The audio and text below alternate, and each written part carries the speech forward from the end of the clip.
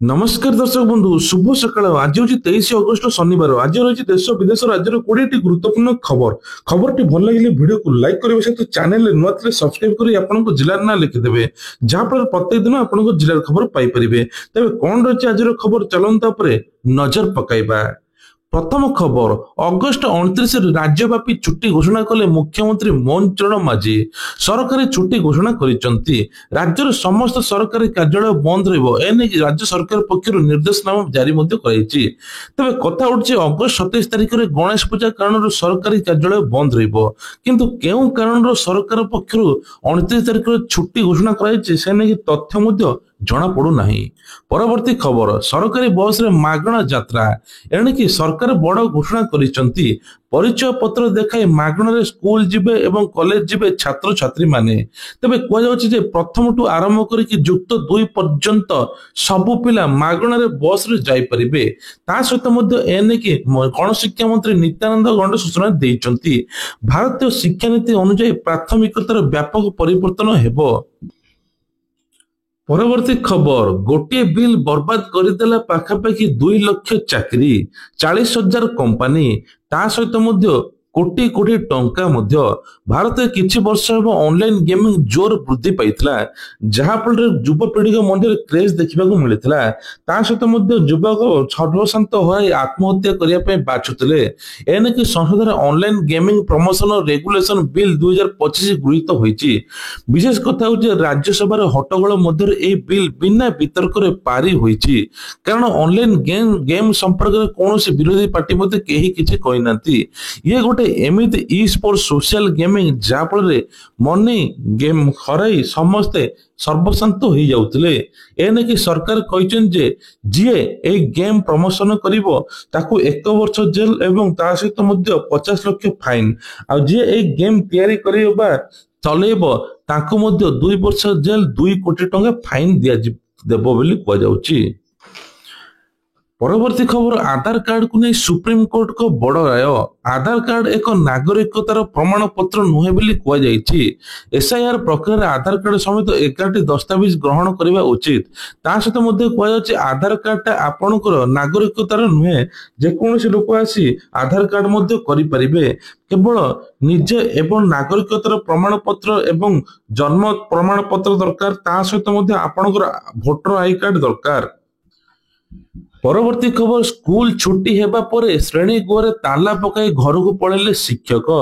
श्रेणी गृह रे रात्रि सारा झरका रेलिंग रे चापी होई रहिले कुन्नी झियो।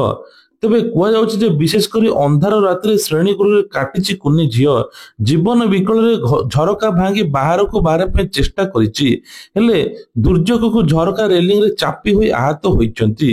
एभली घटना घटिछि केन्दुझर जिला बांसपड़ा ब्लॉक। तेबे स्कूल कर्तृपक्ष एभली चरम दायित्वहीनता जो चकित करिछि। आज सकाळे सकाळे छात्री उद्धार कर डाक्तरखाना रे भर्ती कराइछि।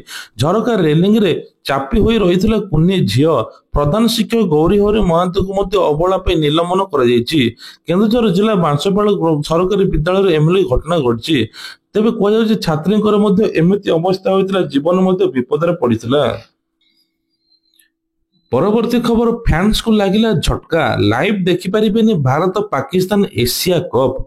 भारत पाकिस्तान मैच रो सीधा प्रसारण बंद करने को सूचना एवं मंत्री आईटी मंत्री एक चिठी लिखिछंती।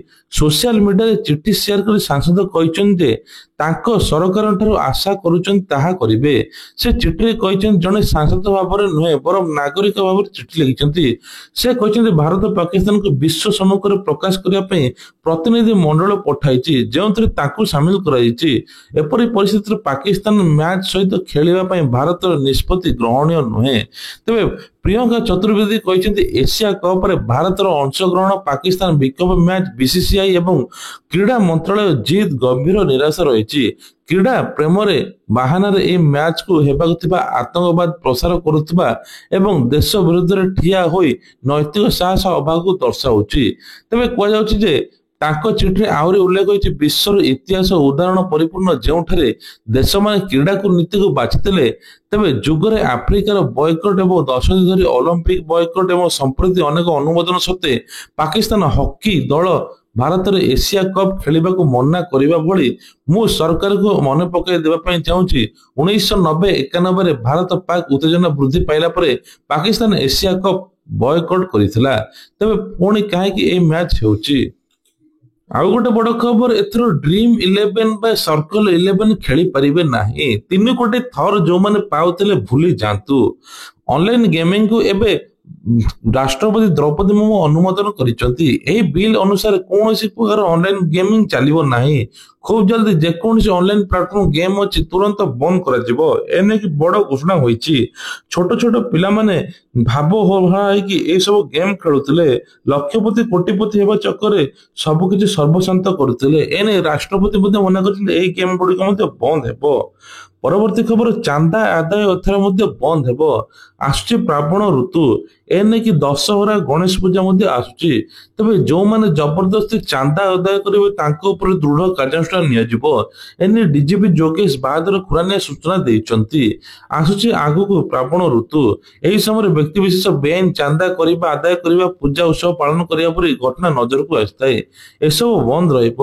ତେବେ ନିଶାମୁକ୍ତ ହେବ ଅଞ୍ଚଳ, ଡିଜେ ମଧ୍ୟ ଏଥର ବ୍ୟାନ୍ ରହିବ, 24 ଘଣ୍ଟା ପେଟ୍ରୋଲିଂ ହେବ, ଏମିତି ସବୁ ସରକାର କହିଛନ୍ତି।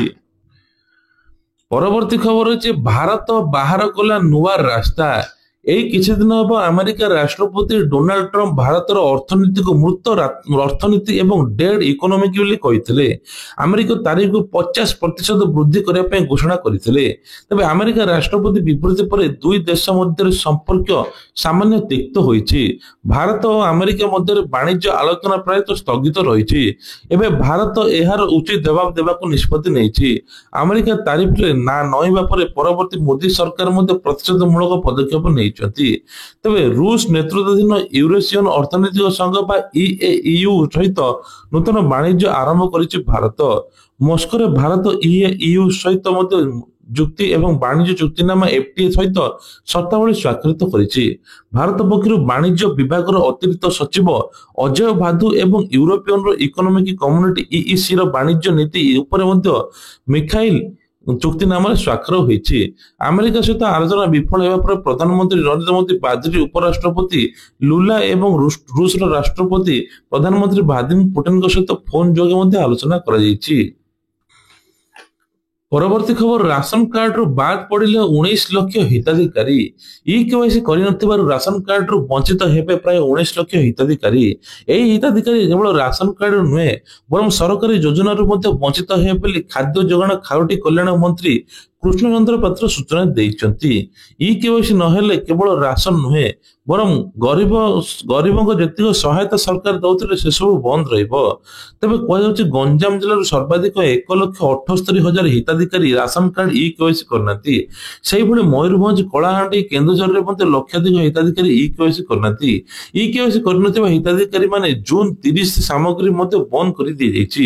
ଯେଉଁମାନେ ଆସନ୍ତା ସେପ୍ଟେମ୍ବର 30 ମଧ୍ୟରେ ଇକେୱାଇସି କରିବେ ପୁଣି ତାଙ୍କ ରାସନ କାର୍ଡ ଚାଲିବ। ସେପଟେ ଡିଲର ପଏଣ୍ଟରେ ମଧ୍ୟ ଇକେୱାଇସି କରୁନଥିବା ପ୍ରାୟ ଅଭିଯୋଗ ହୋଇଛି। ରାସନ କାର୍ଡରୁ ବାଦ ପଡ଼ିଛନ୍ତି 19 ଲକ୍ଷ ହିତାଧିକାରୀ। ନିର୍ଦ୍ଧାରିତ ସମୟ ମଧ୍ୟରେ ଇକେୱାଇସି କରିନଥିବା ହିତାଧିକାରୀଙ୍କ ପାଇଁ ବନ୍ଦ ହୋଇଛି ରାସନ କାର୍ଡ। ତା ସହିତ ଇକେୱାଇସି ନ କଲେ କେବଳ ରାସନ ନୁହେଁ ବରଂ ଗରିବଙ୍କ ପାଇଁ କି ସରକାର ମଧ୍ୟ କରୁଥିବା ବିଭିନ୍ନ ଯୋଜନାରୁ ବାଦ ପଡ଼ିବେ ବୋଲି ଖାଦ୍ୟ ଯୋଗାଣ ମନ୍ତ୍ରୀ କୃଷ୍ଣଚନ୍ଦ୍ର ପାତ୍ର ସୂଚନା ଦେଇଛନ୍ତି। ଗରିବ ଶ୍ରେଣୀକୁ ମିଳୁଥିବା ଆବାସ ଏବଂ ମାଗଣା ଚିକିତ୍ସା, ଆୟୁଷ୍ମାନ ଯୋଜନା, ପିଲାଙ୍କ ପାଠପଢା ପାଇଁ ମିଳୁଥିବା ଛାତ୍ରବୃତ୍ତି, ମୁଖ୍ୟମନ୍ତ୍ରୀଙ୍କ କନ୍ୟା ବିବାହ ଯୋଜନା ଭଳି ସବୁ ଯୋଜନା ମଧ୍ୟ ବନ୍ଦ ରହିବ ବୋଲି ସରକାର ଏପଟେ କହିଛନ୍ତି। ପରବର୍ତ୍ତୀ ଖବର ହେଉଛି, ରିଟର୍ଣ୍ଣ ଟିକେଟରେ 20% ଡିସ୍କାଉଣ୍ଟ। ଭାରତୀୟ ରେଳବାଇ ଉତ୍ସବ ଋତୁରେ ଯାତ୍ରୀଙ୍କ ପାଇଁ ଏକ ବଡ଼ ଘୋଷଣା କରିଛି। 13ରୁ 26 ଅକ୍ଟୋବର ଯାଏଁ ଯାତ୍ରା କରୁଥିବା ଯାତ୍ରୀମାନେ ନଭେମ୍ବର 17ରୁ 1 ଡିସେମ୍ବର ମଧ୍ୟରେ ସେମାନଙ୍କ ରିଟର୍ଣ୍ଣ ଟିକେଟରେ 20% ରିହାତି ପାଇବେ। ଏହି ରିହାତି ଉତ୍ସବ ସମୟରେ ଯାତ୍ରୀଙ୍କ ଭିଡ଼ ଓ ଟିକେଟ ଚାହିଦାକୁ ଦୃଷ୍ଟିରେ ରଖି କରାଯାଇଛି। ବିଶେଷ କରି କୁହାଯାଉଛି ଯେ ବିହାରକୁ ଦିଲ୍ଲୀ, ଅମୃତସର, ହାଇଦ୍ରାବାଦ ସିଧାସଳଖ ସଂଯୋଗ କରୁଥିବା 4ଟି ଅମୃତ ଏକ୍ସପ୍ରେସ ଟ୍ରେନ ମଧ୍ୟ ଆରମ୍ଭ ହୋଇଛି। ତେବେ ଖୁବ୍ ଜଲ୍ଦି 20% ରେଳ ଟିକେଟ ମଧ୍ୟ ଦର ମିଳିବ ବୋଲି କୁହାଯାଉଛି। ପରବର୍ତ୍ତୀ ଖବର, ଆଜି ଭାରତୀୟ ବଜାରରେ କମିଲା ସୁନାର ଦାମ। आज 24 क्यारेट सुनार दाम 1,05,30 टंका रही। सेपरी 22 क्यारेट मूल्य 92,150 टंका रही। लगातार किछि दिन हेब रेट कमिया जुगुरु आज एतिक रेट रे पहुंची। सेपरी भुवनेश्वर मध्ये समान परिस्थिति देखिबाकू मिलिछि। भुवनेश्वर देखिबाकू मिलिछि 24 क्यारेट मूल्य 10 ग्राम पिछा 1,0750 टंका अच्छी 200 टंका अधिक अच्छी। 22 क्यारेट सुनार मूल्य 92,350 टंका अच्छी। 18 क्यारेट मूल्य 75,400 टंका पहुंची। परवर्ती खबर एणिकी साबाड़ हेबे दुर्नीतिखोर कर्मचारी। राज्य सरकार आनिबे कठोर नियम। दुर्नीतिखोर कर्मचारी को एबे साबाड़ करिवे राजस्व मंत्री सुरेश पुजारी। तबे दुर्नीतिखोर को ठाब करिया पय टेक्नोलॉजी व्यवहार करा जाय बोले मंत्री वैषयिक ज्ञान कौशल अपनाय बोले आलोचना करिसंती। संदेह घरे थिबा कर्मचारी को गतिविधि को ट्रैक करा जिवो। तबे कुआ जाउची दुर्नीति मुक्त अंचल हे बोली सरकार मध्ये कहिसंती। परवर्ती खबर आनंद बजार पुलिस रो कंट्रोल रूम। श्रीमंदिर सुरक्षा ପାଇଁ आनंद बजार हेबो पुलिस रो कंट्रोल रूम। श्रीमंदिर ऊपर को व्यक्ति चढ़िबा उद्यम परे श्रीमंदिर रो चतुर्पार्श्व बुली अनुधान करिसंती मुख्य प्रशासक अरविंद पाड़ी एसपी पिनाकी मिश्र। अनुधान परे श्रीमंदिर मुख्य प्रशासक अरविंद पाड़ी प्रतिक्रिया रखी कहिसंती जे निर्दिष्ट चिन्हित स्थान रे जगिबे सेंटरिंग विभिन्न पॉइंट जेउठरे भक्त चाहिले चढ़ी परिबो सेभली रहिबो कोडा नजर। आनंद बजार हेबो कंट्रोल रूम। सीसीटीवी फीड रो विभिन्न सुरक्षा नियंत्रण करिबो पुलिस। एतसहित विभिन्न स्थान रे लागिबो साइनेज रहिबो सचेतनता वार्ता। दुईटी स्थान रे स्ट्रेटेजिक पुलिस पोस्ट करिबो कोन कोन करिबाकू बारण से नेकी मध्ये साइनेज रहिबो सूचना। श्रीमंदिर मुख्य प्रशासक कहिसंती राज्य सरकार विचाराधीन अछि। तबे श्रीमंदिर आईन संशोधन प्रस्ताव आईन लागू हेबा पर ड्रोन चश्मा एवं डिवाइस भली नेबा व्यवहार कले हेबो कार्यानुष्ठान। परवर्ती खबर अछि राजधानी रे हेबो कुकुर जन कुकुर गणना। राजधानी भुवनेश्वर रे उभय बुला कुकुर पोषा कुकुर गणना हेबो एने सूचना दैछन्ती बीएमसी मेयर सुलोचना दास। से कहछन्ती कुकुर कान रे टैग लगा जिवो एसबु मध्ये बीएमसी पक्ष रे रहिबो। तथ्य रहिबा द्वारा सब किछि मध्ये रहिबो। आगु सरकारी व्यवस्था रे आहुरी काम हेबो। प्रतिदिन 20 रु 30 कुकुर को मध्ये बंध्याकरण करा जिवो जा फल कुकुर संख्या मध्ये कमिबो। परवर्ती खबर होची आसंता 25 तारिख रे आउ एक बड़ लघुचाप उत्तर पश्चिम बंगोपसागर पार्श्ववर्ती उत्तर ओडिशा गांगेय पश्चिम ऊपर घूर्णिबड़ हेबो। या प्रभाव रे सेही स्थान रे 25 तारिख रे आउ एक लघुचाप सृष्टि हेबो। एपर्यंत भी लगातार वर्षा रहउची। एने 24 जिल्ला को येलो वार्निंग करछि पाणीपाग विभाग। विशेष करी कुआ जाउछि जे खोर्धा संबलपुर देवगढ़ केन्दुझर मयूरभंज झारसुगुड़ा कटक जगतसिंहपुर जाजपुर एसबु जिले में प्रबल अति प्रबल वर्षा हेबो। आज 23-24 तारिख रे अनेक स्थान में उत्तर पश्चिम ओडिशा प्रबल वर्षा हेबो। 30 रु 40 किलोमीटर बेगर मध्ये पवन बोहिबो। ता सहित 26 तारिख रे मध्ये प्रबल वर्षा ढाଳି पारे बोली एपटे पाणीपाग विभाग आकलन करिछि। तबे ये थिला आज देश विदेश राज्यर किछटा गुरुत्वपूर्ण खबरटी भल लागिथिले वीडियो को लाइक करिवे सहित चैनल नुआ थिले सब्सक्राइब करिवे भूलिबे नाही। जय जगन्नाथ।